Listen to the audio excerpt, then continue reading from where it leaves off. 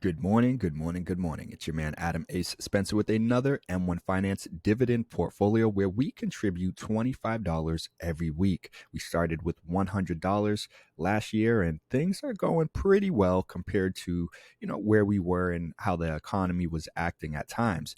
And especially this past week, as you guys can see here, I pulled up these articles that says tech stocks sink again. NASDAQ has worst month since 2008, and then Dow tumbles more than 900 points, and the Nasdaq drops 4% on Friday to close out a brutal month. And I wanted to share these, just these titles with you. This concept or just understanding of knowing that the market has its ebbs and flows. It goes up, it goes down. It's a roller coaster. And if you're someone looking for quick cash, sometimes throwing your money in the stock market might not be the best move because hey, let's be honest, we don't know for sure when things are going to go up and when things are going to go down. So that's the importance of looking at these portfolios as a long-term play, because you can see the volatility and you can see the bearish market that we've been in, and how literally, as it says, it's the worst month for NASDAQ since 2008. So that's a pretty, bold statement, and it has some weight to it. It has some significance to it. So I say that because, again, if you're new to investing, if you're trying to grow your money with a little money especially, well, you're going to have to understand that it's not going to be a smooth, straight shot. It's not just going, up. Sometimes it will go up and then come down and then be flat, then go up, go down, maybe go down more, come up a little, come down, go up, go up. It's a roller coaster of a ride. And as we jump into our dividend portfolio, you can see over the past day, we are down 3.02%. Over the past week, we're down 3.85%. Over the past month, we're down 6.1%. Over the past quarter, we're down 5.26%. Over the past year, we're down 7.17%. And all time, our dividend portfolio is down 2.96%, which gives us a current value of $2,000, $182.57. Of that, you can see our gain is negative $40.87. And we're able to get to that point where you can see the negative 40.87 here, because our market gain, the stock prices that have fluctuated going up and down, is actually at a negative $117.28. However, our earned dividends that we've received in this portfolio amounts to $76.41, which when you subtract the 76 from the 117, you get that $40.87. So right now, yes, our portfolio is technically down about 3%. And this is the importance of what I was just speaking about, because again, you're going to have moments and times where it's going to come down, or it'll kind of be flat, be a little choppy, go up and down, but stay in the same area. But as a whole, when you pull out and you look at the whole picture, you can see that we are up compared to where we were before. Now, of course, yes, as I mentioned, I started this portfolio with $100 back on February 1st, 2021, and we just started to contribute $25 every week. Now, you're going to notice there's this nice big jump right here that took place around March 5th, and that was a additional $500 contribution that we made to this portfolio, which was money we received from the stimulus check. So we didn't go out and splurge. Anytime you get additional funds, if you get extra money that isn't part of your regular budget, well, be mindful that, hey, this is money that I can use to invest in my future. It's money that I can use to start to get to work for me, so that money will work and make more money. And again, hence our dividends that we receive from the stocks we own in this portfolio. I could have went and spent, all of the money that I received from the stimulus check, maybe some of it went towards bills. I put a little here, and then maybe we decided to get a nice dinner or get some, treat ourselves in one way or another. A lot of people were out buying TVs and buying things they didn't need with that extra money. I guarantee you most of those people now are regretting it and wishing they had that $1,400. And so, and I don't mean to like laugh, but it's more one of those things like we're too often we're focused on the short term, instant gratification, and not really thinking or planning for the future. And so that's really what this portfolio is all about, getting you guys, even if you're balling on a budget. Again, this is something that we did with $25 a week. Yeah, we had that $500 contribution there. We started with $100, but otherwise, we've just been steadily increasing to this portfolio every week, regardless of how the stock market performs. There was a recent article that just came out. I saw it on Yahoo Finance, a blog post or Instagram post, to be honest.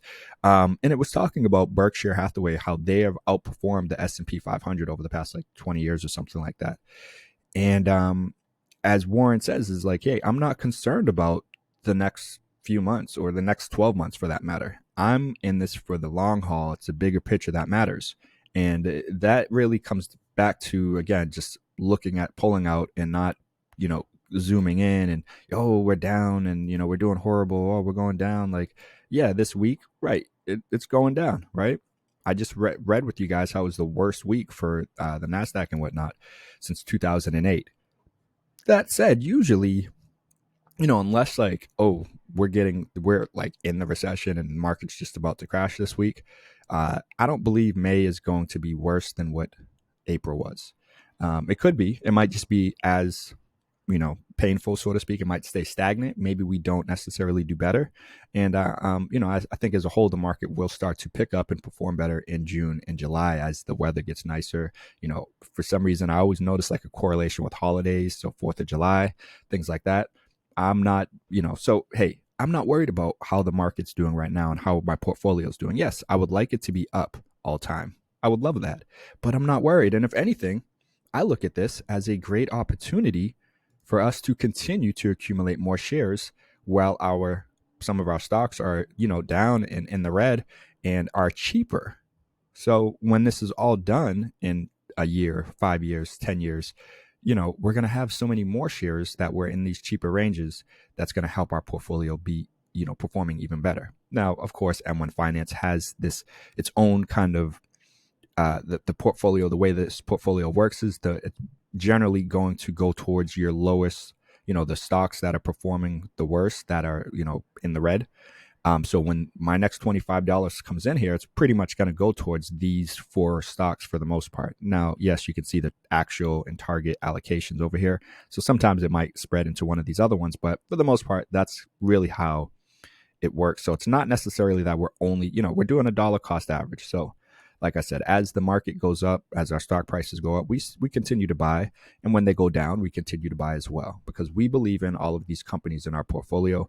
And yeah, of course, REITs can be very volatile, but as a whole, I feel good about the companies in here and who I'm investing in for the long term, because they've proven themselves as, businesses that can withstand the turbulence and the volatility of the unknown and, bearish markets and so on. So enough just kind of ranting there, but I did want to just kind of share a few of those thoughts there, because a lot of people are, have been freaking out and, it's, the market, it's horrible week or horrible day. And, maybe next month is going to continue going down. If it does, so be it. We will continue to buy.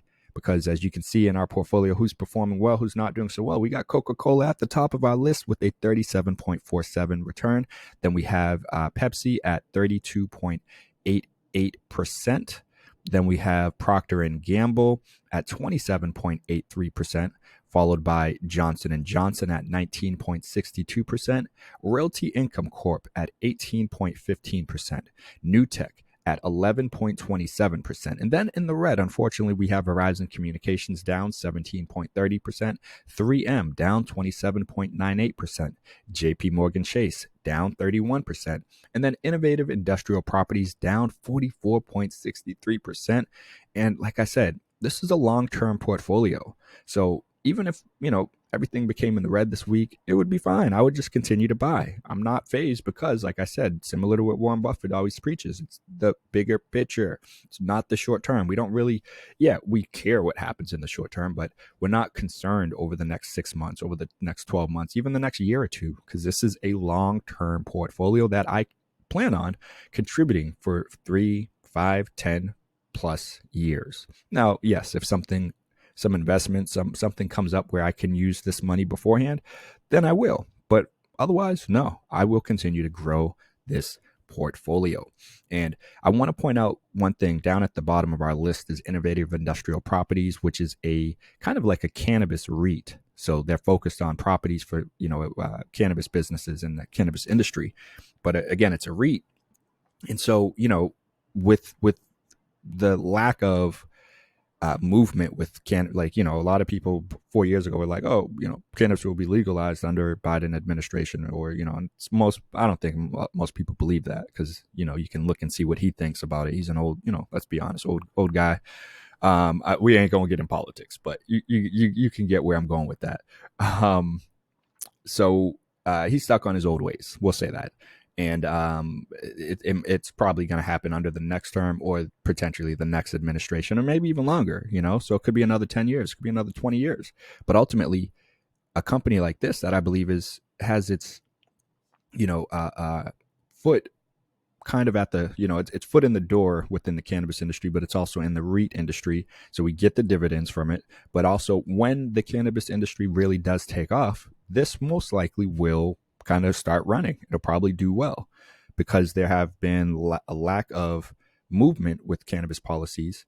I think that helps to explain why it's down so much. But hey, everything is always gonna, again, have its ebbs and flows. It's not always going to be up, and it's not always going to be down. And when it's all said and done, it's a marathon and not a sprint. So you can't be worried about this, right? I know dividends suck, right? Dividends suck. No, they don't. Dividends, I love dividends. Who doesn't like getting dividends? They just stink when your stock is down, right? and when they potentially have to reduce or cut back their dividend payout. But the beauty of this portfolio is we can make changes. If we don't like, some news or something that's happening with the company in here, you can easily swap them out and get a new company in the mix, or you just spread that money over the companies that you already have in your pie, in your portfolio.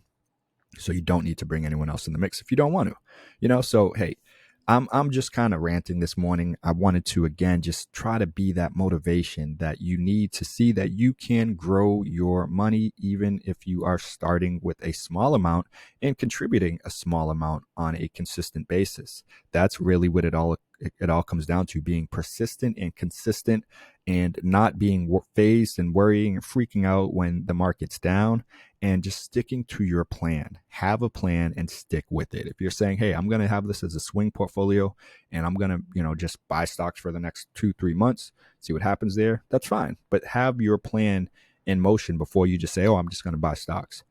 Because the second it starts to go down, you might panic, you're going to sell, and then lose. Right now, yeah, I'm down on some of these stocks, but I haven't sold, so I didn't lose anything yet, right? You get it? Once you sell, you lose, you're out. Yeah, you can buy back in, but you lost that money already. In this case, we just continue to average down, right? So I'm not too worried about how our portfolio is doing right now. And if anything, I'm still encouraged, because we are now up to $2,182. I think we were just over $2,200 like last week or 2 weeks ago. But again, knowing that we started this with just $100, been balling on a budget, and have been able to accumulate more and more shares and just grow our portfolios, it's very motivational and encouraging.